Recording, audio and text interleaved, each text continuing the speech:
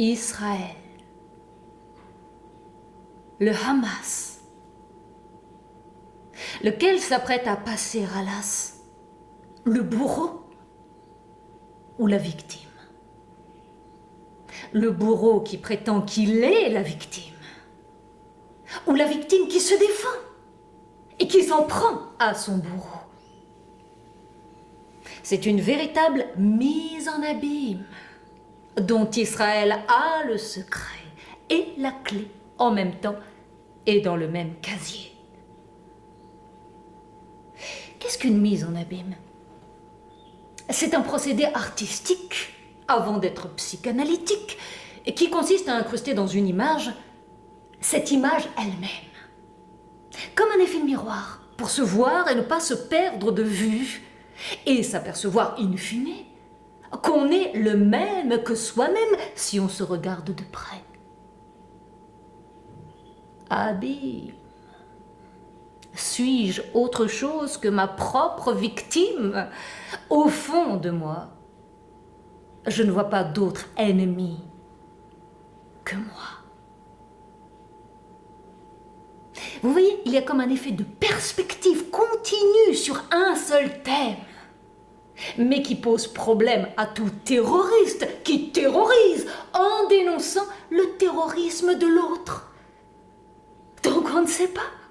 On ne sait jamais avec cet agent double ou trouble jusqu'à quel point c'est vrai ou jusqu'à quel point c'est faux.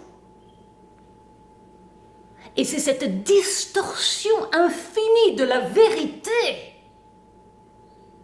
qui définit le mieux les torsions et contorsions israéliennes. Tordre le cou de la vérité jusqu'à ce qu'elle ne puisse plus respirer sans mentir, sans se mentir. Sans provoquer elle-même sa mise en abîme. C'est Gide qui a lancé cette expression de mise en abîme. Et moi, je m'en suis servi ici pour décrire un terroriste qui réfléchit, en se disant comment faire pour se débarrasser de celui qui m'embarrasse le plus, l'autre, moi-même. C'est difficile. C'est impossible même. Et c'est peut-être pour cette raison qu'Israël peine à retrouver la paix au fond de lui-même. À cause de sa propre mise en abîme, son œuvre est ratée. Parce qu'entre la composition, la décomposition et la recomposition de l'œuvre, il ne fait rien d'autre que se mirer, s'admirer, en faisant valoir seulement ses passions et ses intérêts.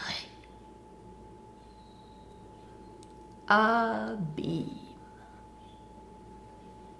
Voilà ce qui attend celui qui est prêt à tout pour atteindre la cime. Pour Israël, c'est la Palestine. Mais pour le Hamas, c'est Israël.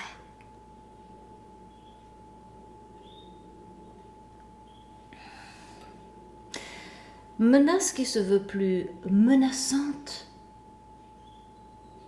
que toute menace.